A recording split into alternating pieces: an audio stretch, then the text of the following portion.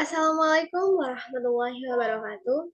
Yang terhormat Ibu Elvira Magisterina selaku dosen pengantar psikologi, saya Dita Febriani mewakili rekan-rekan kelompok 6 yang beranggotakan Bunga Larasati, Selin Laudia Ramita, dan Elma Yeni. Saya di sini akan mempresentasikan tentang edukasi terhadap pelecehan seksual. Pelecehan seksual merupakan segala tindakan atau perbuatan yang berkonotasi kepada seksual yang dilakukan oleh oknum-oknum tertentu kepada sasaran atau korban secara paksa dan menimbulkan reaksi negatif dari korban itu berupa malu, marah, trauma, dan reaksi negatif lainnya. Pelecehan seksual terjadi apabila pelaku mempunyai kekuasaan atau jabatan yang lebih tinggi daripada korban sehingga dia berkuasa atas korban itu. Beberapa pasal dalam Kitab Undang-Undang Hukum Pidana atau KUHP yang dapat menjerat seorang pelaku pelecehan seksual. Yang pertama adalah pencabulan pasal 289 sampai 296, penghubungan pencabulan pasal 295 sampai 298, dan pasal 506, bersentuhan atau persetubuhan dengan wanita di bawah umur pasal 286 atau 288. Pelecehan dan kekerasan seksual pada remaja putri.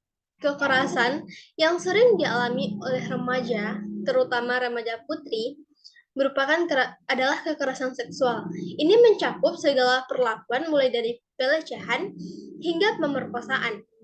Menurut data statistik kejahatan seksual WHO tahun 1993, korban kejahatan seksual di mayoritas negara-negara dunia adalah pada usia 15 tahun, berkisar antara 36 sampai 62%. Data di Indonesia belum dapat disimpulkan karena sedikitnya laporan yang diajukan korban kepada pihak-pihak terkait. Namun, dalam wacana di berbagai media massa, kita dapat melihat dan dapat menyimpulkan bahwa kekerasan seksual di Indonesia sungguh sangat memprihatinkan. Pelecehan dan kekerasan seksual juga terjadi pada anak. Menurut WHO, kekerasan terhadap anak adalah suatu tindakan penganiayaan atau perlakuan salah pada anak dalam bentuk fisik, emosional, seksual, atau melalaikan pengasuhan dan eksploitasi untuk kepentingan komersial dari orang-orang yang bertanggung jawab atas pengasuhan anak itu seperti orang tuanya. Viveda dan Viviani mengklasifikasikan bentuk kekerasan psikologis pada anak ada 4. Yang pertama secara fisik.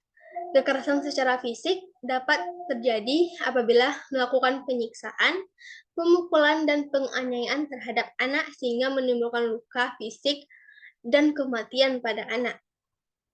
Yang kedua adalah secara psikis. Yang menyebabkan terganggunya psikis anak seperti dengan menghardik, menyampaikan kata-kata kasar dan kotor, dan banyak hal lain yang dapat mengganggu psikis anak tersebut. Yang ketiga, secara seksual. Kekerasan secara seksual dapat berupa dengan melakukan kontak seksual seperti bersentuhan, menunjukkan gambar atau visual dari pornografi, melakukan pelecehan, dan yang terakhir pemerkosaan. Selanjutnya, kekerasan secara sosial, yaitu dalam bentuk melalaikan pengasuhan anak dan mengeksploitasi anak untuk kepentingan komersial pihak yang bertanggung jawab atas pengasuhannya. Contoh kasus kekerasan seksual dapat dilihat dari PPT yang disampaikan bahwa kekerasan seksual terjadi di kalangan siswi SMP 4 di Jakarta Pusat. Video yang berisi pemaksaan 5 siswi SMP kepada rekan wanitanya dan seorang laki-laki adik kelasnya untuk beradegan seks. Kasus dugaan pelecehan seksual ini muncul ketika salah seorang siswi membuat laporan di Polres Jakarta Pusat pada Minggu 13 bulan 10. Saat itu siswi kelas 9 itu mengaku dipaksa oleh salah seorang temannya untuk melakukan seks oral kepada adik kelasnya yang masih duduk di kelas 8. Korban diancam dengan menggunakan senjata tajam apabila menolak permintaan tersebut. Dampak dari kekerasan seksual. Kekerasan seksual dapat menimbulkan berbagai dampak terhadap korbannya. Yang pertama, terganggunya mental dan luka fisik, depresi dan kecemasan, penyakit menular. Menurunnya prestasi sekolah dan kerja, rasa takut dan malu, karena merasa dirinya sudah tidak suci lagi sehingga dia merasa takut untuk bertemu dengan orang-orang dan merasa malu. Dan terakhir adalah dampak psikologisnya. Korban bisa dapat merasakan panik yang berlebihan, menyalahkan diri sendiri karena tidak bisa menjaga dirinya, sulit berkonsentrasi, dan banyak lagi dampak psikologis yang timbul akibat kekerasan seksual. Solusi dalam mencegah kekerasan seksual. Ada banyak cara yang dapat dilakukan untuk mencegah kekerasan seksual. Yang pertama, mempelajari persoalan tentang pelecehan seksual, mampu bertindak asertif dan berani mengatakan tidak terhadap pelecehan seksual, menyebarluaskan informasi mengenai pelecehan seksual, mau bertindak sebagai saksi, dan mau membackup korban, melindungi korban, agar korban berani speak up untuk memberantas berbagai macam kasus pelecehan seksual. Peran penting dalam mencegah kekerasan dan pelecehan seksual. Orang tua dan guru mempunyai peranan yang sangat penting untuk mencegah kekerasan dan pelecehan seksual itu berkembang.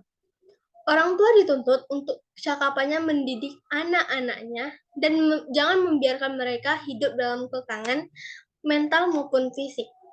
Guru, orang tua kedua di sekolah. Guru berperan memahami kondisi siswa sangat diperlukan.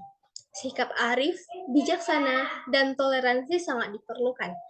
Idealnya, seorang guru mengenal betul pribadi peserta didiknya, termasuk status sosial, sehingga guru dapat mengambil sikap jika berkomunikasi dengan murid tersebut sehingga tidak salah. Selain orang tua, masyarakat dan pemerintah juga memiliki peran yang besar dalam mencegah kekerasan seksual. Masyarakat diminta untuk memberikan nuansa lingkungan yang positif untuk anak-anak sehingga anak-anak dapat berkembang dengan baik. Selanjutnya pemerintah.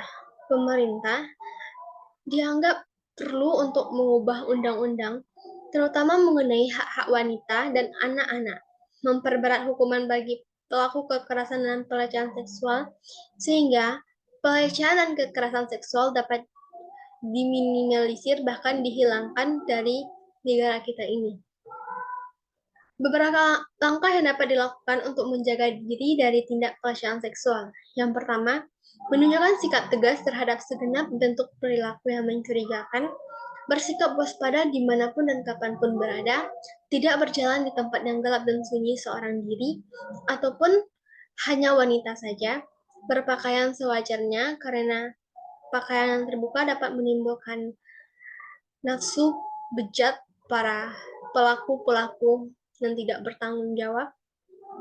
Sediakan senjata yang sekiranya dapat digunakan apabila terjadi hal-hal yang tidak diinginkan, tidak bepergian ke tempat asing seorang diri tanpa pernah tahu di tempat itu sebelumnya, tidak mudah menerima ajakan untuk bepergian atau menginap di tempat yang baru saja dikenal, tidak mudah menumpang pada kendaraan orang asing, berhati-hati apabila diberi minuman atau makanan oleh orang asing, dan belajar bela diri untuk mempertahankan diri jika diserang. Baik, sekian presentasi dari saya. Semoga apa yang kami sampaikan dapat bermanfaat. Saya mewakili rekan-rekan kelompok 6. Terima kasih. Maaf apabila banyak kesalahan. Wassalamualaikum warahmatullahi wabarakatuh.